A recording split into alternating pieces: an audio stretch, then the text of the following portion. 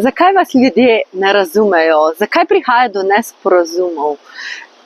Izhajamo iz različnih načinov in razumevanja informacij in vsak ima svoj model sveta, v katerem funkcionira, in če ne znamo pogledati čez svoje okvire, čez svoje prepričanje, čez svoje vrednote, poskušati tudi se vživeti v vlogo druge osebe, potem imamo težavo, kajti ne pridemo v harmonijo drug z drugim in vstajajo komunikacijski šumi ali pa nesporazumi.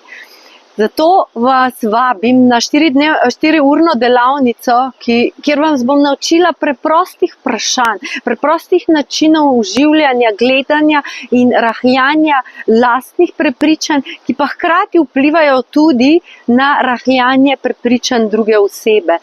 In to vas bo pripeljalo do boljše in skladnejše komunikacije in vašega boljšega življenja.